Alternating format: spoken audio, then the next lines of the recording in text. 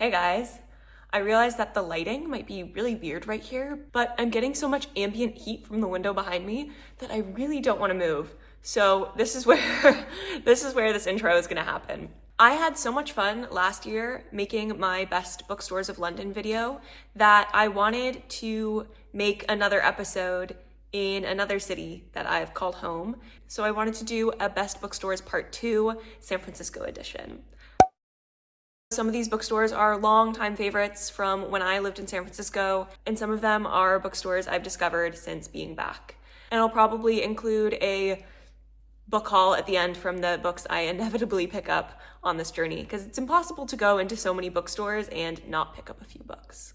So if you're from the area, visiting the area, or just like getting a peek into bookstores from other parts of the world, welcome to my San Francisco bookstore vlog.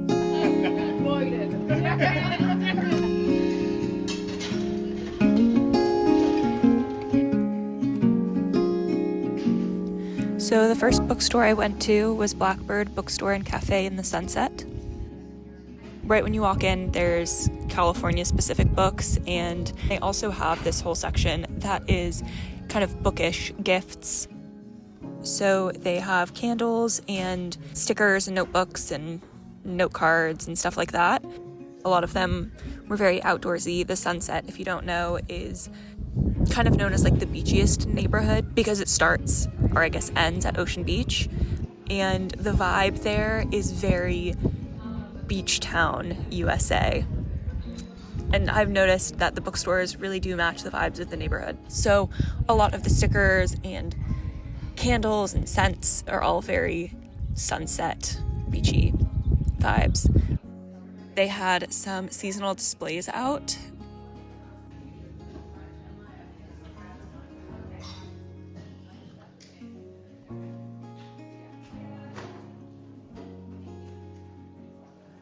There's this whole resistance section. It just makes it easier to find ways to be a more civically inclined and politically aware person when bookstores have sections like this that pull you in right away. A lot of this video is me just kind of picking up books that interest me. I'm curious to know if the books that I am drawn to, you also would be drawn to, or if they're books that you've read and enjoyed or didn't enjoy.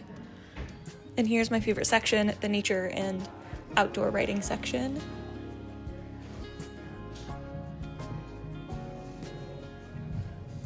And then this is the outdoor section. You can sit, you can read, you can drink your coffee.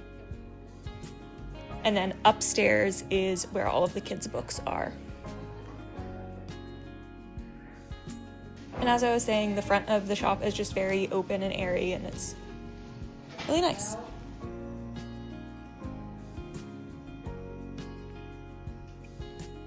The next bookstore I went to was on the complete other side of the city. It's in the Mission, and I went there with my friend Bonnie. That's exactly what happened. So enjoy her beautiful presence and her cute little voice. So this is Dog-Eared Books. Your hair looks gorgeous. I love a bookstore that has new and used books. The Mission historically has very strong Latinx roots. Now it's one of the lesser expensive areas to live in the city, so it's a pretty young population, very hip. It feels weird for me to be talking about stuff like that in the populations of these neighborhoods without talking about the gentrification, and I just wanted to mention it. I'll try to stick to just talking about the bookstores for now. Obviously, that's not something that I want to shy away from on my channel, but if you're here, you're probably here for the bookstore, so I wanted to make sure that I'm talking about that as well. I love the way this bookstore is set up. Right when you walk in on the right, there are 2 tables full of sale books. This is really a mix of like classics and older titles and backlist books, but also some really cool newer titles from very popular authors. But you can get a really good deal on a lot of books just depending on when you're in there and what they have on sale. And they have a lot of books out that I haven't heard of as much. I feel like you can just tell that the vibes in Dog-Eared Books are a little bit more like indie and a little undone in a way. Any good ones? And then as you go towards the used books, you also pass the sections that aren't just fiction. So I, of course, found my favorite section, the nature writing.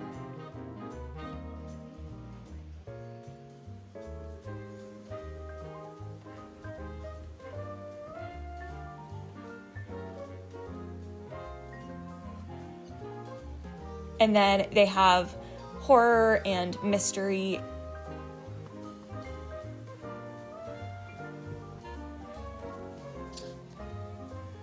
The section that I've been really drawn to lately is cookbooks because I love to cook, but I get overwhelmed by the abundance of recipe options online. I kind of want to find one or two cookbooks that are curated to the type of cooking that I want to do and then have those as my go-tos. They also have a big witchy book section here.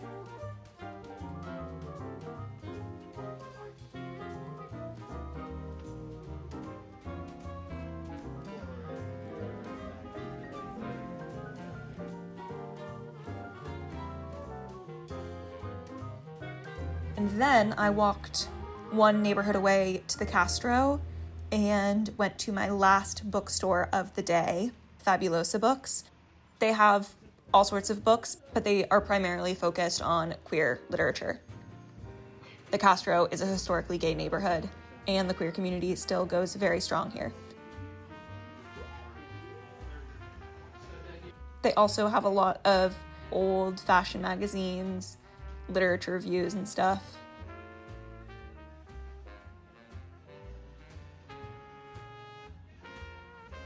I kept on being intrigued by these little short compendiums of different subjects.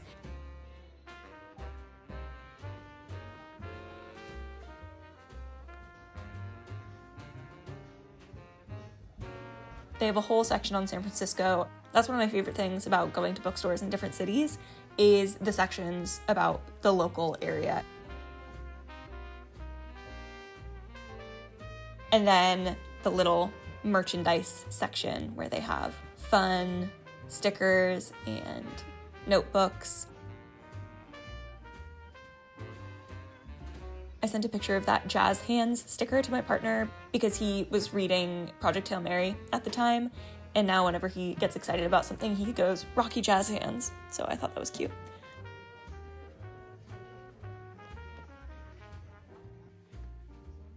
And then some cool magnets. I love like the retro style magnets that are a little bit unhinged. Like Let Summon Demons. And then I drove back home and I finally watched The Mummy. And then a few days later, I drove back down to the city. It was a Saturday. My own fault for forgetting that the world is really busy on the weekends, especially because there was some Formula One thing going on in the Marina District, which is close to this next bookstore, Browser Books. It was super packed, so this is the bookstore that I have the least footage of.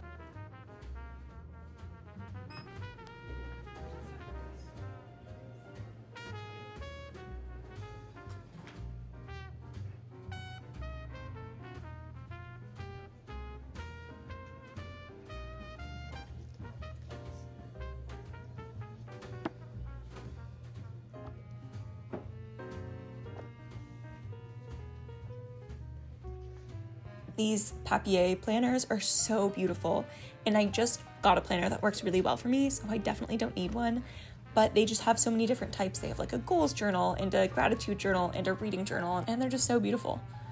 Claude was the albino alligator that lived at the Academy of Arts for many, many years, and he died recently, and we all miss him dearly. Again, I found the science and nature section and spent far too long there. And then this is the first time that I saw one of these small press sections. Some of these are local. I was really excited by the Persephone book section because they are an imprint that runs only female written literature, especially lesser known ones. And the only place that I've ever seen these is in the actual bookstore that Persephone runs out of, but I was really excited to see them here. And this is just a little bonus. It's not technically a bookstore and it's not in San Francisco, but this is at my local library. And they have a cute little seed section where volunteers at the Sebastopol Garden leave seed packets so people can take them and grow their own food. The real reason I'm inserting this clip is I got sucked into the library book sale section, and I did buy some books. And then a skunk visited our property. I thought it was very cute. My dad, on the other hand, was really encouraging him to move along. And then I went back down to the city and went to a few more bookstores. I started on Haight-Ashbury. The Haight is historically a pretty alternative area in general. And I first went to Borderlands Books, another place that does new and used books, but they specialize in horror, science fiction, and fantasy, although they have books of all different types. This one just really caught my eye because the cover got me. They have like all the new stuff, some more niche horror, fantasy, and science fiction books.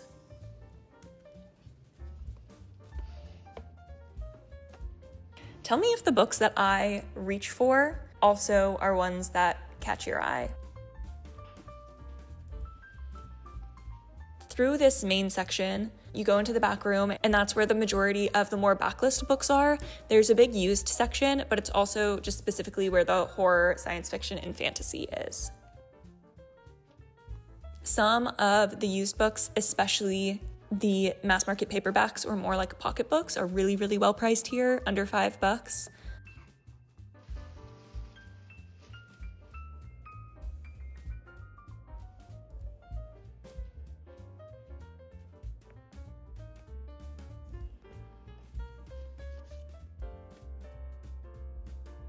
And then I just saw a lot of really hyped, especially horror novels that I've heard of on BookTube.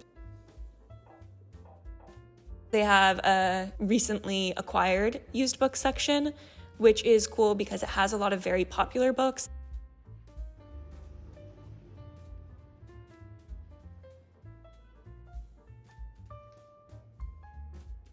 And of course, I had to check out the little sticker section.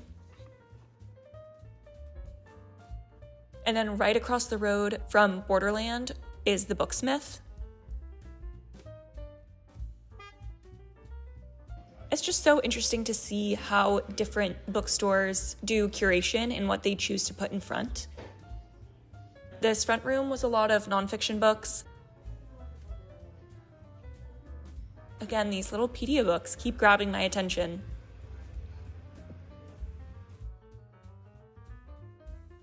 In this back room, it's mostly science fiction, fantasy, horror, so just anything that isn't general fiction.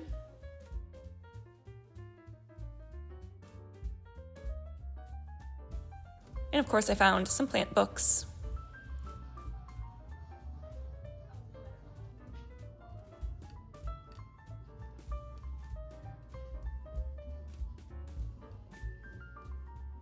This is an essay collection of authors talking about the relationship between their queer identity and horror movies, which I really enjoyed reading.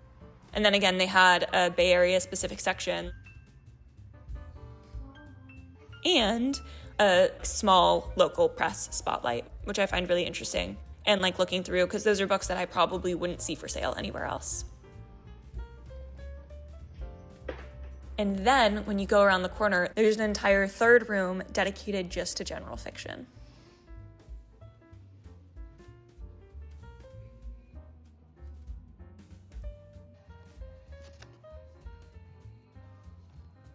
And then in the front, they have some gift stuff, cards, posters, magazines, and instead of blind date with a books where you choose a book based on the synopsis, it's love at first line where you choose a blind date with a book based off of the first line of the novel, which I thought was really fun and a unique way of doing the blind date with a book concept.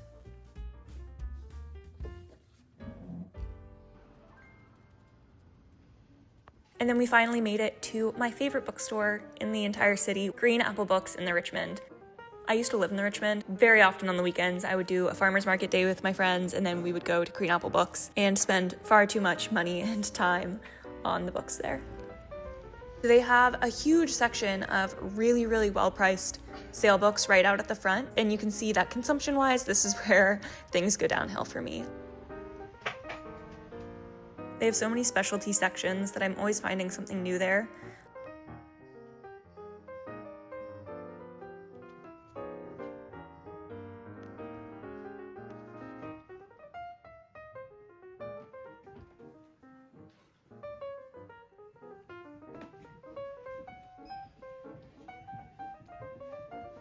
And then they have a huge sale section, which I love perusing.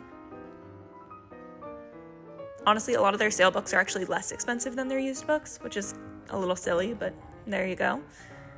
So back here is the kids section, and then there are more sale books on the other side.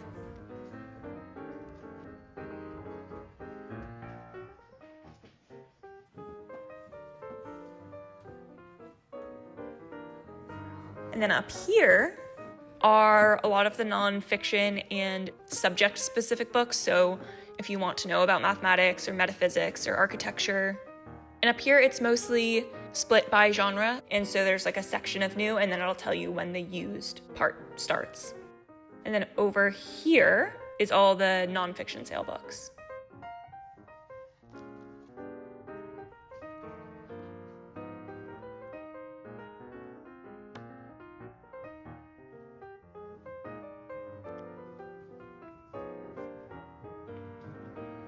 They've got the used poetry section.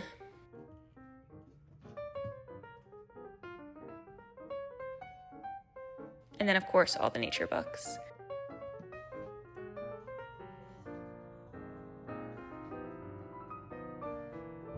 And then you go back into the Red Delicious room, and it is where the real magic happens. This is all of the used fiction, and then a lot of the really popular new and used mystery, thriller, horror, and then fantasy and sci-fi books as well.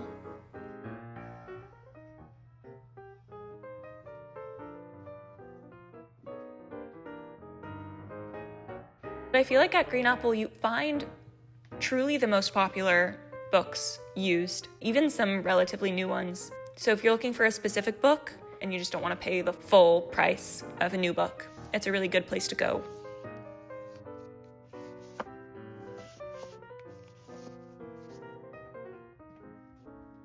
Here's the used horror, and there's Nat Cassidy and Mariana Enriquez. There's Lee Bardugo. There's House of Leaves, a classic.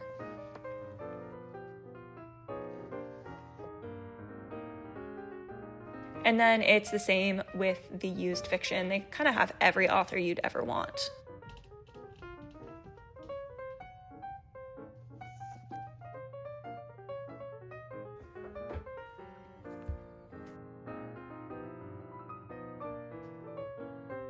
They also have a blind date with a book.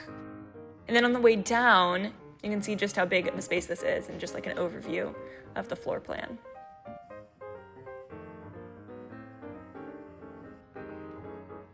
And just like in my London bookstore, I wanted to show you my favorite place to eat in the area, but I let myself get hangry. But this is from Taqueria Los Maya, and this is a plantain burrito. It's my favorite burrito in the entire city. But yeah, this is the aftermath of me scarfing it down in the car. So I thought I was doing really well because I wasn't buying any books. And then the last 2 days that I was filming this, I bought a lot of books. But I think 2 of them don't even really count because I didn't buy them from a bookstore. I bought them from my local library. And then I went to my favorite bookstore, which is Green Apple Books. And they always have really, really good sale books. So I got a little bit sucked in there. But anyway, I just wanted to give you a little collective book haul. I'll start with the 2 that I got at the library. The first is Disappearance at Devil's Rock by Paul Tremblay. And I just bought this book because it's Paul Tremblay. I've never read anything by Paul Tremblay, and Kayla from Books and Lala, along with many other people on YouTube, love him and love his work. This is not one of the more popular ones I've heard of. So this was published in 2016, so it's a little more of a backlist book. So it says, late one night, Elizabeth Sanderson receives the devastating news that every mother fears. Her 13-year-old son, Tommy, has vanished without a trace. The search isn't yielding any answers, and Elizabeth and her young daughter, Kate, struggle to comprehend Tommy's disappearance. Their feelings of helplessness and sorrow are compounded by anger and frustration. The police have uncovered no leads. The 2 friends who were with Tommy before he vanished may not be telling the whole truth about the night in Borderlands State Park, when they were hanging out at a landmark the local teams have renamed Devil's Rock. Elizabeth is unprepared for the strange events that follow. She believes she sees Tommy's ghost in her bedroom, while Kate and other residents claim to see a figure peering through their window at night. Random pages torn from Tommy's journal begin to mysteriously appear, entries that reveal an introverted teenager obsessed with the phantasmagoric, the loss of his father, killed in a drunk driving accident a decade earlier, a folktale involving the devil in the Borderland woods, and a horrific incident that Tommy believed connected them all. So it sounds just like a mystery thriller, maybe with a little bit of horror. I've heard Paul Tremblay is kind of like a love him or hate him author. All of his books have a pretty low average rating because it's all either like 1 or 5 stars. So I'm excited to read that one.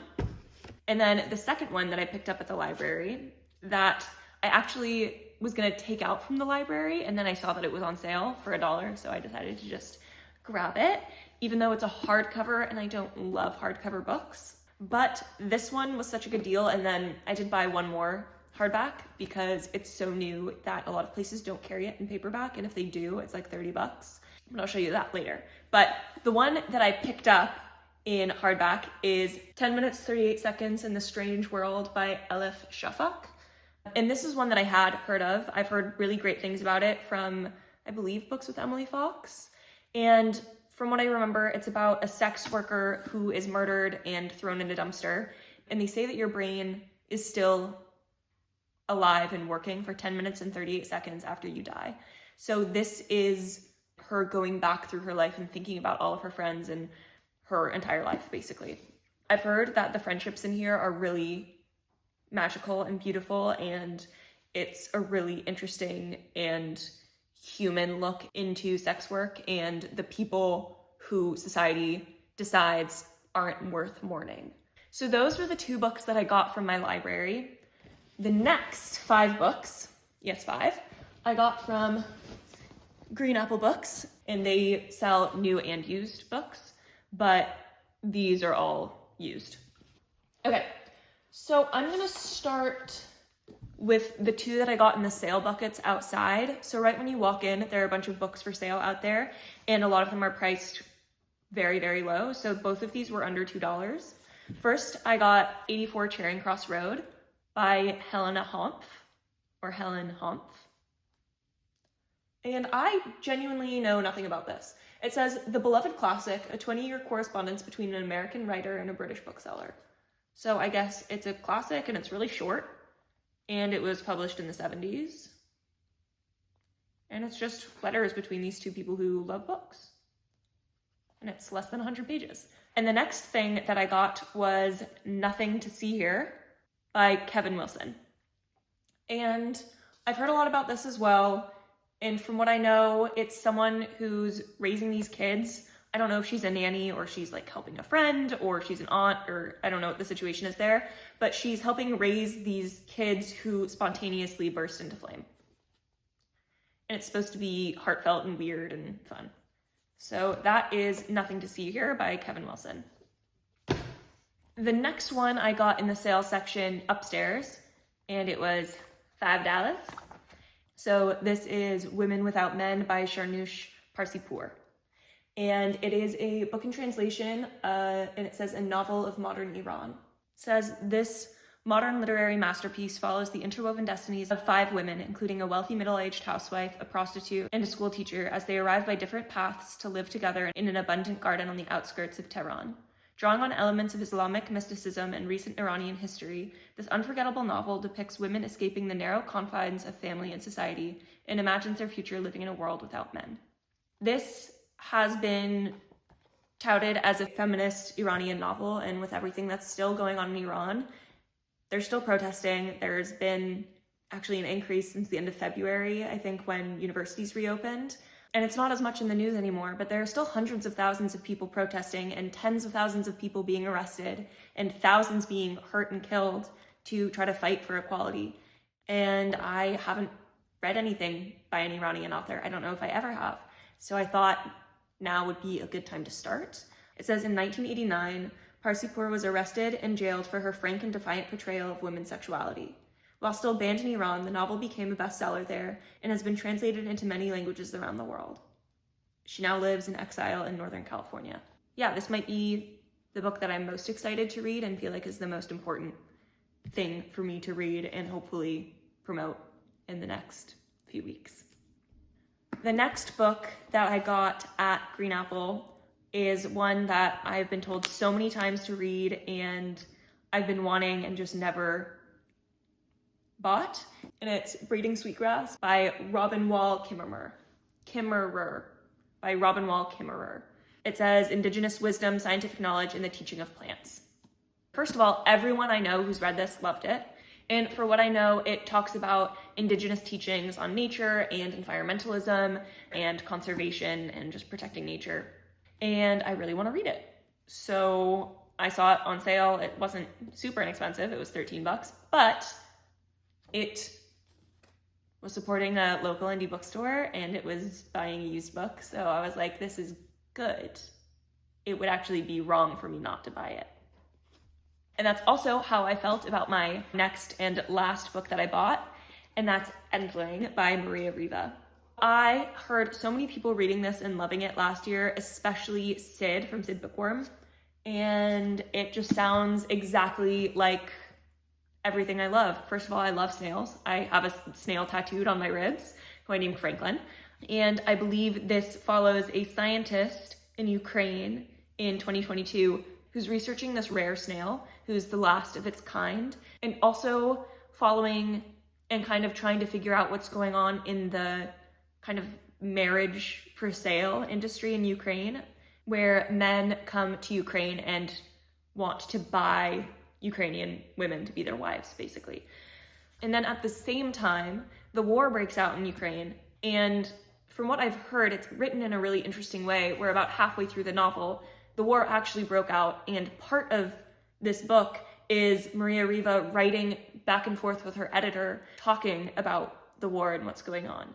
So it feels like, although it is a piece of fiction, it's really tied into recent events and into the real lived experience of Ukrainians living through the war. That, again, is still happening and still going on.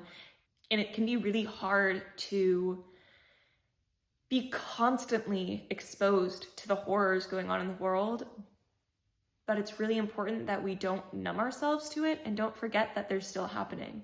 That when, to us, there's no new information and so the news cycle sees it as boring, it's still happening, and the people who are living there in Ukraine and in Iran and in Gaza, they are still dealing with the effects of war and violence every day. So that's my soapbox. But yeah, I am really excited and happy about these books that I got. So that was my little tour of my favorite bookstores in San Francisco, what I think, in my humble opinion, are the best bookstores in San Francisco. So thanks for coming along with me on that little journey.